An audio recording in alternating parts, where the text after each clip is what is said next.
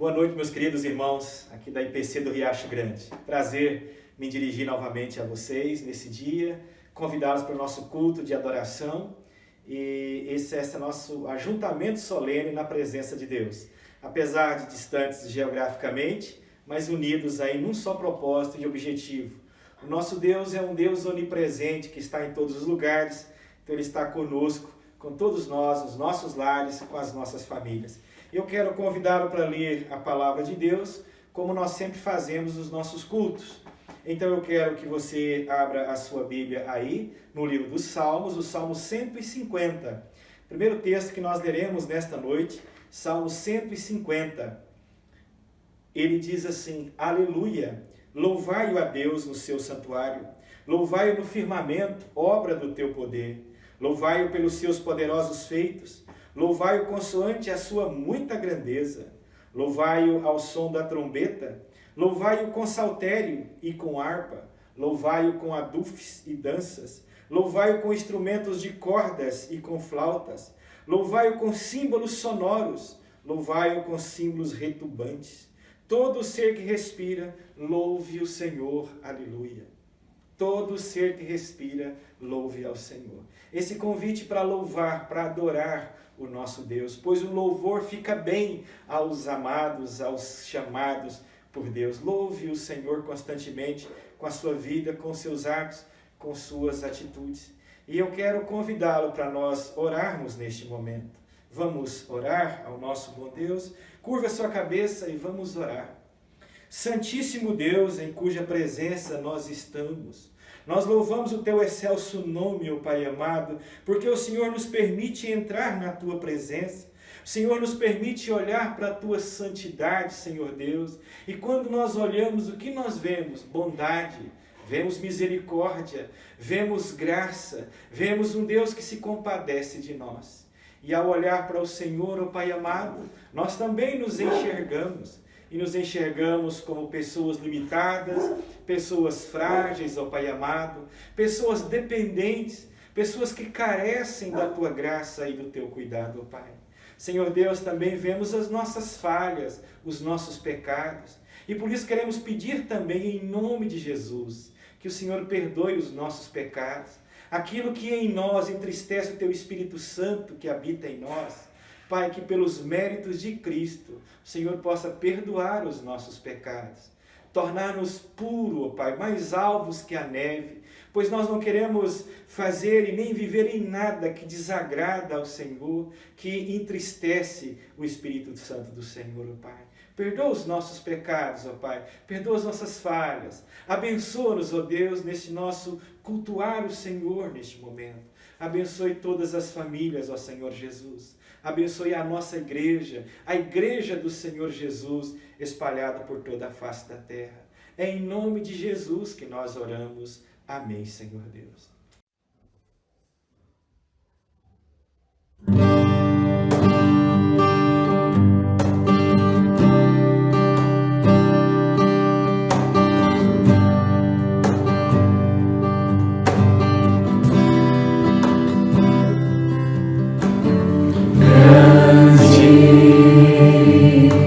Senhor, himnos dignos de louvor, na cidade do nosso Deus, seu santo monte,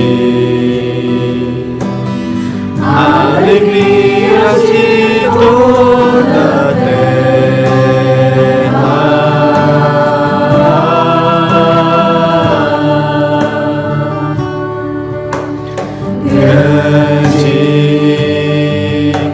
Senhor, em quem nós temos a vitória,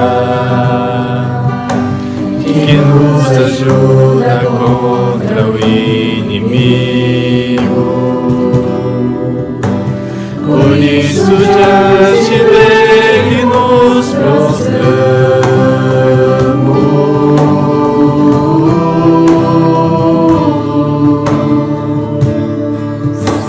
Queremos o teu nome engrandecer e agradecer-te por tua obra em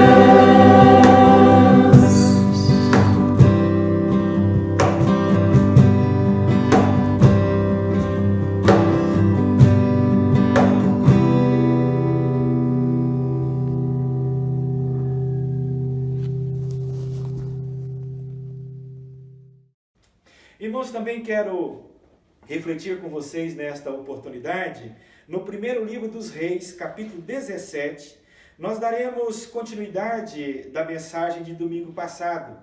Ou seja, nós iremos, na verdade, concluir a mensagem de domingo passado. Primeiro livro dos Reis, capítulo 17, nós leremos a partir do verso 8.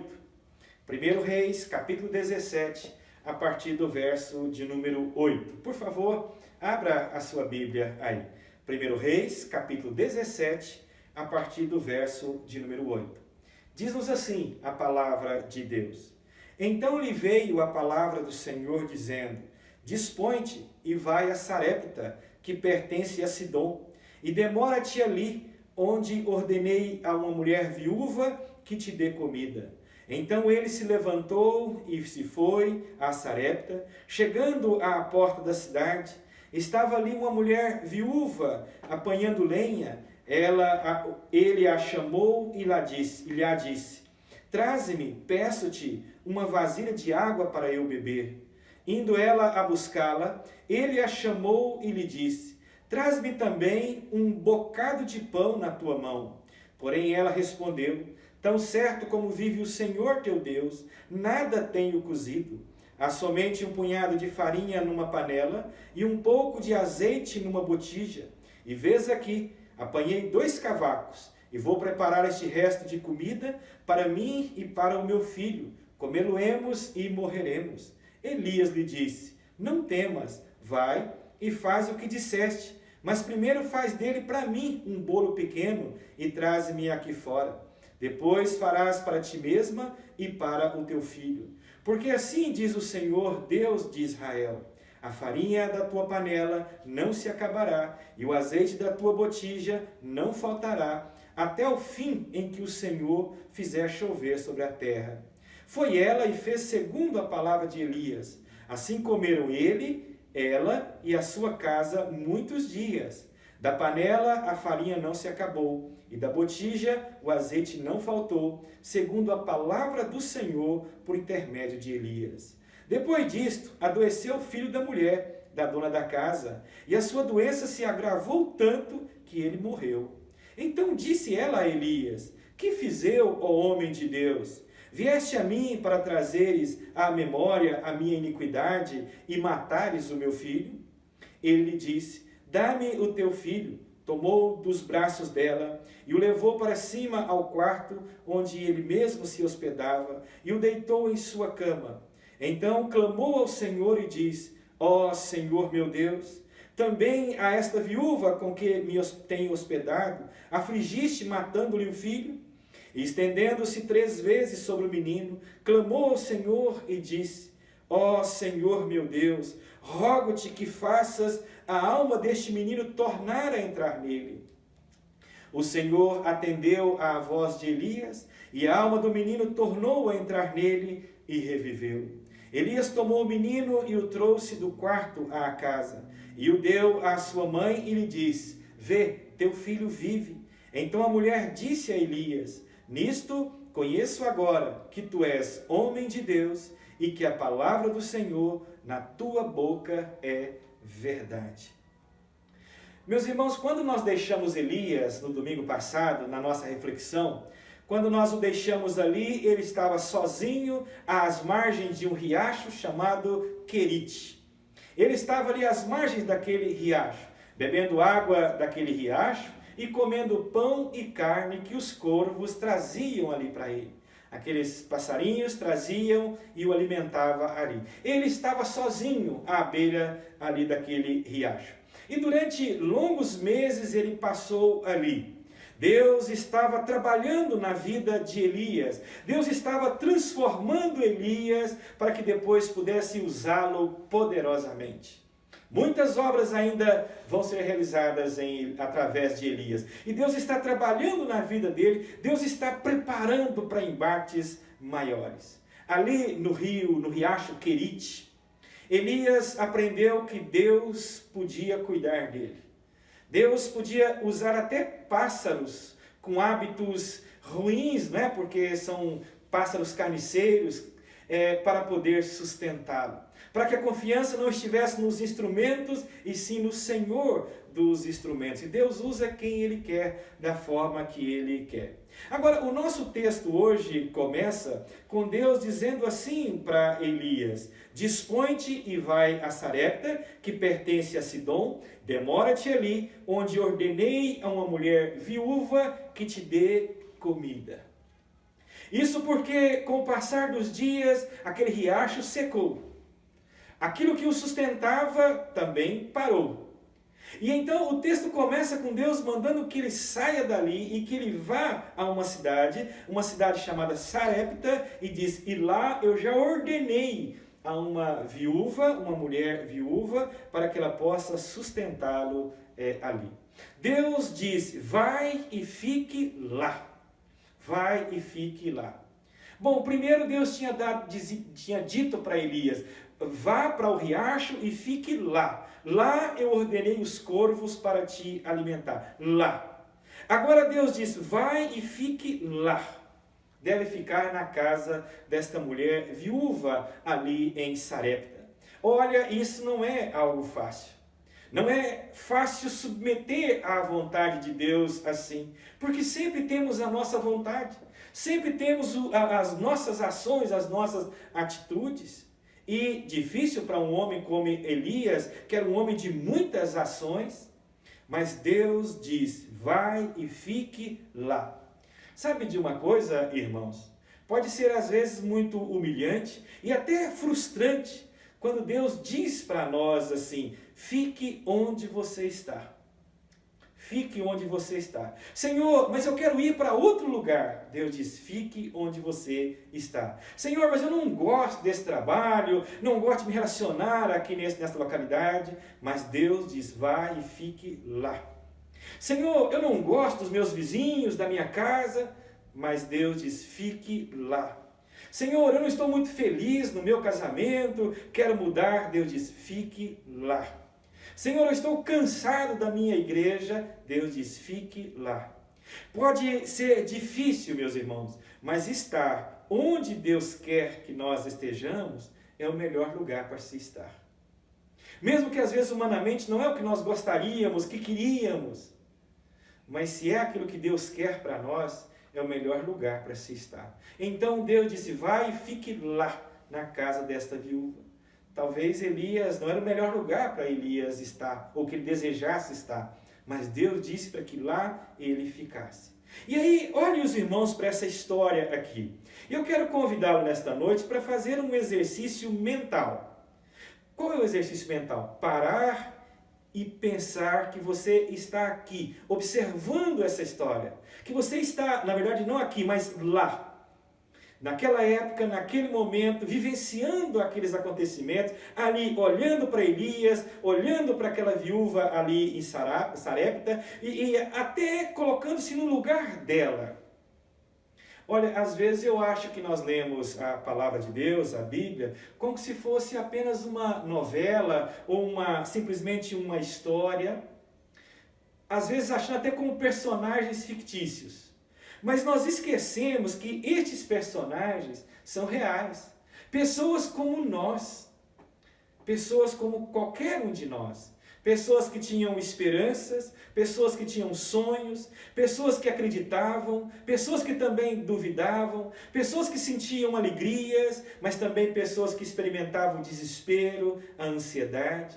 Pessoas que sentiam dores reais, pessoas que sentiam e passavam necessidades, pessoas que não sabiam o que iria acontecer depois.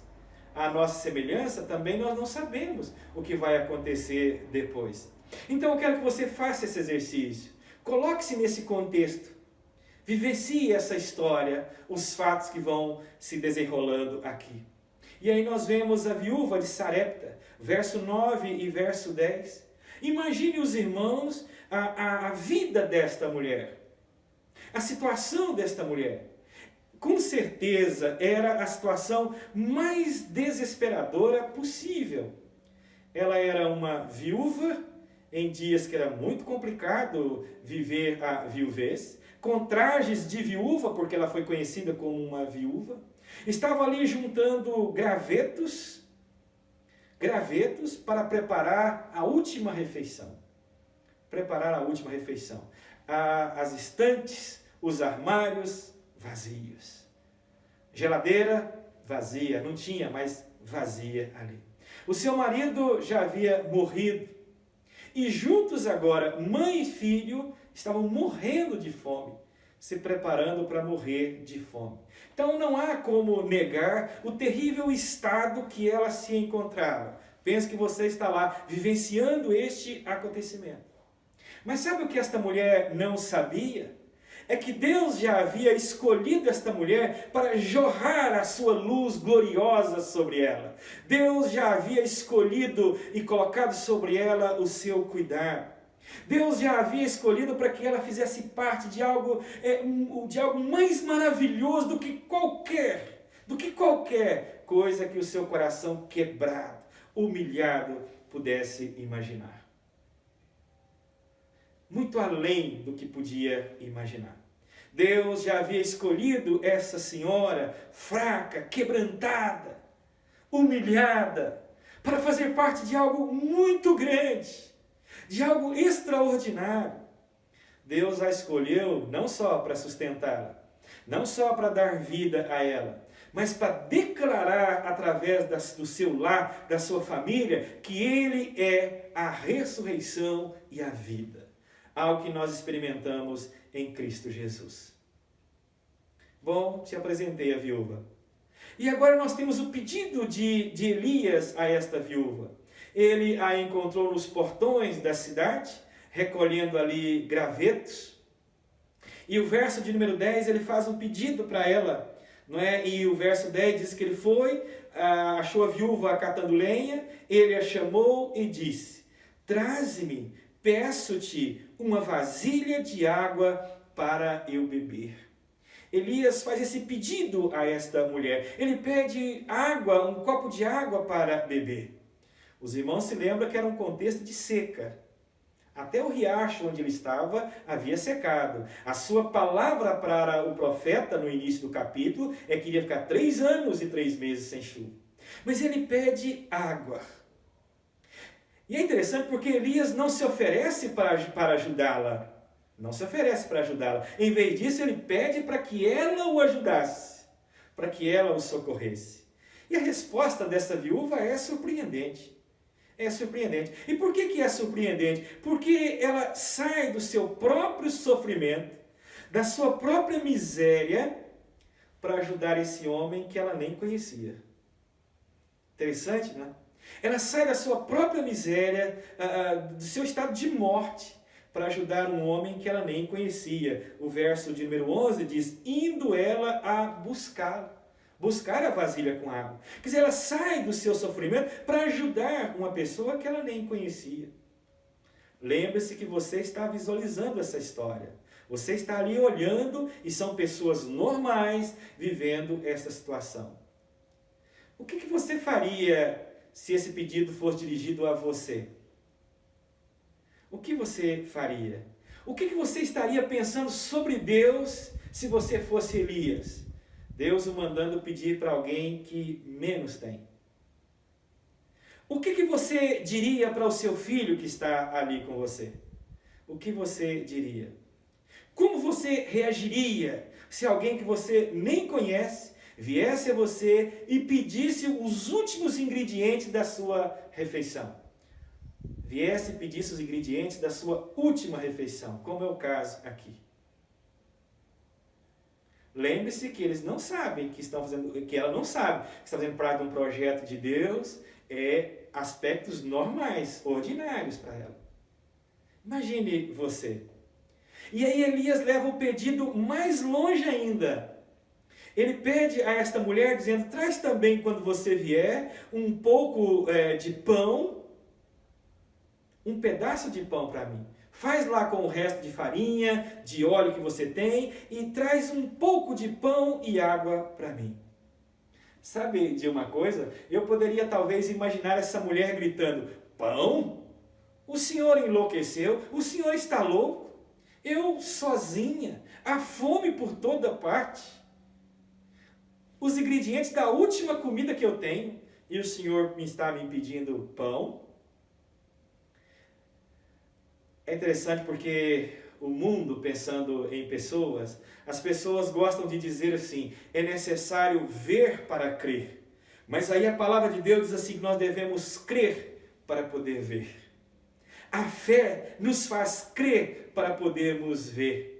E é isso que vai acontecer aqui. E é isso que acontece e Deus muda essa história. Olha o verso 13 e verso 14. Então Elias lhe diz, não temas, vai e faze-o como disseste. Mas primeiro faz dele para mim um bolo pequeno. Traz-me aqui fora. Depois farás para ti mesma e para o teu filho. Porque assim diz o Senhor, Deus de Israel, a farinha da tua panela não se acabará e o azeite da tua botija não faltará até o dia em que o Senhor fizer chover sobre a terra. Às vezes queremos ver para crer, mas na verdade é crer para ver. Elias diz, não tenha medo, vá e faça assim. E o interessante é porque ela foi e fez assim, como ele disse. Ela foi e fez assim. Olha, irmãos, deve ter sido muito difícil ela ouvir estas palavras e ir, porque ela não fazia parte do povo de Deus. Esta região de Sarepta, este meio aqui, era a região onde Baal era servido. Era a terra, na verdade, dos Sidônios, a região da mulher de Acabe. Era do povo que não pertencia a Deus. Então esta mulher não tinha ainda a fé no Deus de Israel. E ouvir estas palavras, mas de alguma forma ela teve fé para acreditar no que Elias estava dizendo, e aí ela viu milagres. Nós temos que crer para poder ver os milagres. Não é depois que eu ver, aí é que eu vou crer. Não, temos que crer para ver os feitos de Deus, os milagres de Deus. E aí você vê o verso 15, foi ela e fez segundo a palavra de Elias. Assim comeram ele, ela e a sua casa muitos dias. Da panela a farinha não se acabou, e da botija o azeite não faltou, segundo a palavra do Senhor, por intermédio de Elias. Ela acreditou e ela viu o milagre. Crer para ver, isto é fé. Assim aconteceu. Bom, mas a história ainda não acabou. Já seria suficientemente para nós se parasse aqui no verso de número 16. Não é? Exatamente o que aconteceu e o Senhor não deixou faltar, Ele multiplicou o azeite, a farinha, todos se alimentaram. Seria suficiente para nós, mas a história não para aqui. Neste momento de bênção, momento de auge, a história dá uma guinada, mas uma guinada tão dramática que está aí no verso de número 17. Era difícil a situação, Deus mudou, a situação está tudo bem, boa. E aí Deus dá uma guinada na história, o verso 17 que diz que depois disto, adoeceu o filho da mulher, da dona da casa, e a sua doença se agravou tanto que ele morreu. A história dá uma cambalhota, irmãos, tão grande. Estava tudo bem. De repente, o filho desta mulher fica doente, uma doença grave, e ele morreu. Por que Deus permitiria que isso acontecesse? Por que Deus às vezes permite assim na nossa vida? Às vezes a situação está difícil, delicada, nós oramos, nós clamamos, Deus abre portas, está indo tudo bem. E aí de repente parece que desmancha aquele nosso castelo, parece que os nossos sonhos começam a se desmanchar, a nossa realidade começa a piorar, parece que tudo cai por terra. Por que isso aconteceu? Às vezes nós pensaríamos assim, Deus teria que estar recompensando essa mulher pelo seu ato de fidelidade. Mas não foi isso que aconteceu. Sabe de uma coisa? Deus havia escolhido esta mulher, pobre, viúva, e o seu filho que os dois iriam comer e morrer, é para que fossem incluídos em uma profecia sobre os eventos mais significativos na história. Deus escolheu aqui para que ela fosse testemunha viva, real, da morte e da ressurreição. De coisas muito maiores, de bênçãos muito maiores. Nós pensamos às vezes que a bênção maior para aquela mulher seria ela ter o que comer, não é assim? Tudo que ela queria é alguma coisa para comer. Mas Deus vai manifestar na vida dela, ela poder testemunhar a morte e a ressurreição. Algo muito maior, algo muito mais extraordinário. Através da viúva de Sarepta aqui, Deus se declararia não apenas o doador de alimentos, não só doador e sustentador de alimentos, não só o Deus da provisão no que diz respeito a dar alimentos, mas Deus iria se manifestar ou se revelar como Deus doador da vida, aquele que dá a vida, aquele que faz sair da sepultura. Não só o Deus da providência no que diz respeito à alimentação, mas o Deus da vida. De forma como nenhum outro poderia fazer, mostrando o seu derrotar da morte. Porque é isso que ele fez no final, da ressurreição de Jesus, derrotar a morte. E por isso Paulo coloca com tamanha veemência, né? Oh morte, onde que está o seu aguilhão? Porque Jesus venceu a morte na sua ressurreição. E ele ia mostrar isso na vida daquela mulher. Às vezes nós pensamos, neste momento tão delicado, o que é mais importante? O que nós queremos que Deus nos dê? Mas Deus se mostra na nossa vida que Ele é o doador da vida. E então aquele garoto, agora morto, é entregue ao profeta, ele leva para o seu quarto, diz o texto que ele deita sobre o menino e ele ora. E ele ora. Ele clama a Deus para que Deus desse vida, para que Deus operasse ali. Sabe, antes de você pegar a pá e começar a enterrar na sua vida aquilo que não está funcionando muito bem, vá a Deus em oração. Vá a Deus em oração, e assim Elias faz. E diz o texto que o menino começa a respirar novamente, não é? E é algo maravilhoso, ele é trazido à vida. E o profeta traz aquele menino e entrega para sua mãe. A sua mãe o entregou morto, e ela o recebe agora em seus braços, e ele vivo. E tem uma coisa linda demais aí no verso 22. Olha o verso 22. O Senhor atendeu à voz de Elias. O Senhor atendeu à voz de Elias, e a alma do menino tornou a entrar nele, e ele reviveu. O Senhor ouviu a oração de Elias. A sua voz, o seu clamor. O seu clamor. Pense nisso. Deus soberano, Deus criador, Deus sustentador de todas as coisas, não é? E no meio de todos os milhões de pessoas, milhares e milhões de orações, Ele ouve a oração do seu servo. Ele ouve a oração daquele que clama, daquele que busca. Ouviu a oração de Elias, ouviu a sua voz. Ele orava pedindo ali por aquele lar, aquela mulher, aquele menino, e Deus ouviu. Elias orou, Deus ouviu. Não foi Elias que realizou o milagre. Não foi Elias que fez ali o ritual e ele voltou a viver. Não, ele apenas orou. Mas a oração de um justo pode muito em seus efeitos. Ele orou. Então, meus irmãos, mais uma vez, coloque-se na cena destes acontecimentos, desta história, pessoas normais, pessoas iguais a nós. Pense, quão desoladora era a situação quando Elias ali chegou. E aí então, Deus opera, obedece a palavra de Deus, ela crê, ela vê milagres. Olha que coisa surpreendente foi ali acontecendo. A farinha não faltou, o azeite não faltou. Mas de repente, aquele menino morre. Pense na situação deprimente. O único filho, já tinha perdido o esposo, e o filho agora morre. Imagine a angústia, o coração partido.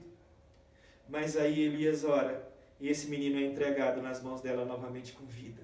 Imagine novamente agora como foi incrível esse acontecimento, este momento para ela. Incrível. O verso 24, então a mulher disse a Elias, nisto conheço agora que tu és homem de Deus e que a palavra do Senhor na tua boca é verdade. Esta mulher que fazia parte dos Sidônios, a região da esposa de Acabe, da rainha Jezabel, não é? Região onde Baal era o Deus, era o Senhor, todos adoravam Baal ali. Essa mulher gentia, ela chega à fé. Agora sei que o Senhor fala, que o Senhor é Deus e que tu és homem de Deus. Ela entende que existe apenas um Deus e que este Deus não é Baal. Não é Baal, é o Deus de Israel, é o Deus de Abraão, o Deus de Isaac, o Deus de Jacó, o Deus de Elias. O Deus de Elias, cuja palavra disse e a criança reviveu, cuja palavra do Senhor na tua boca é verdade, diz ele aqui. A palavra de Deus na boca dele é verdade. Meus irmãos, a nossa história, eu acho que a maioria de nós nunca experimentou uma situação dessa. Nunca experimentou uma fome desta magnitude. Nunca passou por situações tão complicadas como esta vivida por esta mulher aqui. Situação muito difícil. Mas nós estamos passando por momentos jamais vividos por nós. Então, situações muito difíceis. Situações muito complicadas. Às vezes angustiantes. É possível que nessa semana você entrou noite adentro e não conseguiu dormir. É possível que você quase viu clarear o dia sem dormir. A cabeça indo longe, os pensamentos mais absurdos às vezes entrando pela mente. Preocupação com família, preocupação com os filhos, consigo mesmo, com o emprego, com finanças, com o nosso país, com as pessoas, o que vai acontecer com a igreja. Situações delicadas. É provável que você acredite que essa pandemia de Covid-19 seja o maior problema, a maior fonte de estresse vivida por você. A maior ansiedade nesse momento. E faz sentido. Mas na verdade, faz sentido porque isso mudou drasticamente, não é, a nossa vida nesses últimos 2 meses aqui. E certamente irá mudar muitas coisas ainda. Mas o verdadeiro problema é quando nós perdemos o foco da bondade de Deus e no seu plano perfeito para as nossas vidas. E no seu plano perfeito para as nossas vidas. Então eu quero convidar para não perder este foco da bondade de Deus e no seu plano perfeito para nós. E que todas as coisas contribuem para o bem daqueles que amam a Deus. Deus já tinha levantado aqui esta mulher. Ela nem sabia, mas Deus já havia levantado para que ela sustentasse Elias. Agora, ela mesma não tinha nada, mas Deus iria sustentá-la. Ela creu e ela viu milagres acontecer na vida dela. Então, esses dias, a fonte de muito estresse e ansiedade para todos nós, mudanças absurdas na nossa vida, e outras virão com certeza. Mas não perca o foco na bondade de Deus e no seu plano perfeito para cada um de nós. E eu quero convidá-lo para aprender com este sermão, 2 sermões, de domingo passado e este de hoje, de domingo. Eu quero convidá-lo e convidá-la a aprender com estes sermões, a orar, a agir, lembrando da bondade de Deus, lembrando que Deus tem um plano para todas as coisas, que Deus reina, que Deus governa, que Deus dirige. E mesmo quando a situação ela é a mais complicada, como aquela mulher segurando nos braços o seu filho morto. Situação complicadíssima. Mas ali a bondade de Deus seria manifesta, como foi. Então, quaisquer que sejam as situações vividas, ou pelos irmãos, que você se encontra, quero convidá-lo a confiar na bondade de Deus, apoiar nos braços eternos do nosso Deus, sabendo que Ele faz todas as coisas. Não há um desgoverno no céu. Deus está regendo. Ele é Deus, Ele é Senhor. Ele é Senhor. Então, antes de pegar a pá e sair doido enterrando aquilo que não funcionou, eu quero convidá-lo a olhar para a bondade de Deus, olhar para Deus, orar, esperar em Deus. Quando aquela mulher foi buscar gravetos ali fora daquela cidade para a sua última refeição, ela não tinha ideia do que Deus iria fazer na sua vida. Ela não tinha ideia da virada incrível que Deus iria operar na sua vida, na vida da sua família. Aquele não seria o último dia dela, como ela achava. Aquele não seria o fim da sua vida, como ela achava que era. Deus iria se revelar na vida dela, não só como Deus da providência, que supre as nossas necessidades, mas o Deus da vida, o Deus que venceu a morte, o Deus que traz da morte para a vida, sendo esta a sua vontade. Os seus feitos serão cumpridos. Ninguém pode deter a sua mão e nem perguntar o que faz.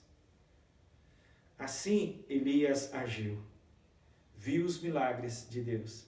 Assim esta mulher agiu. E no final, ela termina louvando a Deus.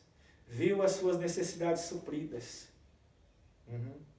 Viu as necessidades supridas. E viu o seu filho, que já era um milagre nos seus braços. O filho é um milagre, mas agora trazido da morte para a vida, um milagre grandioso nas suas mãos. Tudo começou com um pedido aparentemente estranho, né? No mínimo estranho. Elias pedindo água, pedindo pão para quem não tinha nada. Mas seguido de um ato de obediência à palavra de Deus, o milagre do Senhor naquela casa. Deus te abençoe nessa semana. Deus abençoe sua vida. Apresente as suas necessidades diante do Senhor. Creia no que Deus pode fazer. Ah, mas eu não estou vendo nada, uma saída, não estou vendo como vai acabar isso, como vai ser depois. Ah, se eu ver isso mudar, eu vou crer. Não, creia e verás. Deus te abençoe grandemente. Deus enriqueça a sua vida, a sua família. Que Deus supra as suas necessidades. Deus supra as suas necessidades. E continuemos orando uns pelos outros, irmãos. Prestigiando aí esse canal, não é, da nossa igreja aqui no YouTube, o lugar onde a igreja do Riacho Grande tem usado para comunicar a palavra de Deus, fazer com que a palavra chegue até o seu lar. Um instrumento também que Deus tem preparado para nós, para este momento, para comunicarmos a palavra de Deus. Então aproveite esses momentos como realmente um momento de adoração, um momento de adorar. Deus abençoe muito. Quero orar com você mais uma vez. Senhor, nosso Deus e Pai, nós queremos agradecê-lo por ter a Tua palavra em nossas mãos, ter a Tua palavra em nosso coração e saber que o Senhor sempre fala ao nosso coração. O Senhor sempre nos ilumina, o Senhor sempre nos exorta, o Senhor sempre nos ajuda a andar nos Teus caminhos santos, ó Pai. Senhor, ensina-nos a confiar, ensina-nos a depender mais e mais do Senhor, pois sabemos, ó Pai amado, que o Senhor dirige a nossa vida, que o Senhor dirige o nosso destino, e então acasos para nós não haverá, ó Pai, porque o Senhor está dirigindo todas as coisas. Senhor meu Deus, quero também neste momento orar com os meus irmãos e clamar pelo meu irmão pastor Eurípides, pedir pela saúde dele, ó meu Pai. Tome ele nas tuas mãos, teu filho, teu servo, tem vivido dias tão difíceis, mas que o Senhor continue visitando com graça e misericórdia, restaurando a vida dele, de toda a sua família, de todos os seus queridos, cuidando da igreja na qual o Senhor o colocou como anjo, como pastor. Abençoe todos os membros ali, dê forças para juntos, ó Pai, irmanados, continues na presença do Senhor. Pai, abençoe a nossa igreja aqui no Riacho Grande.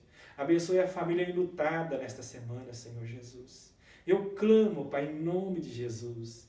Visite essa família enlutada, a família de Dona Augusta, que perdeu a sua irmã. Senhor Deus, dê forças a todos. Restaura-os, ó Senhor Deus. Dê a eles a alegria de viver para o Senhor e saber que tudo está nas tuas mãos, o dar vida, o tirar vida. E assim, ó Pai, que o Senhor opere poderosamente dando da tua paz a todos esses corações que sofrem neste momento, nesta hora. Senhor Deus, visite os nossos irmãos mais idosos da igreja. Cuide de cada um deles, ó Pai. Que não se sintam sozinhos, não se sintam desamparados, mas que sintam cuidados pelo Senhor, ó Pai. Sintam sempre a presença do Senhor invadindo as suas vidas, os seus lares, os seus corações. Senhor Deus, abençoe todos os irmãos nos seus trabalhos, nas suas atividades, Senhor Jesus. Cuide de cada um. Dê também a perseverança, dê a sabedoria, Senhor Deus, dê a dependência do Senhor, a prudência, Senhor Jesus, para agir seguindo os protocolos de segurança. E assim, Pai, em nome do Senhor Jesus, possam servir o Senhor, servindo nesta sociedade, ó Pai. Abençoe as nossas crianças, nossos adolescentes, os nossos jovens, os estudos de todos, ó Pai. Abençoe a dispensa de cada um, Pai amado. Que o Senhor multiplique, que o Senhor supra as necessidades. Assim como aquela viúva, não faltou o azeite nem a farinha, que assim não falte para nenhum dos teus servos, ó Pai. E que não falte da nossa parte a gratidão, o reconhecimento, que tudo vem das dadivosas mãos do Senhor. É em nome de Jesus que nós oramos. Amém. Deus abençoe os irmãos.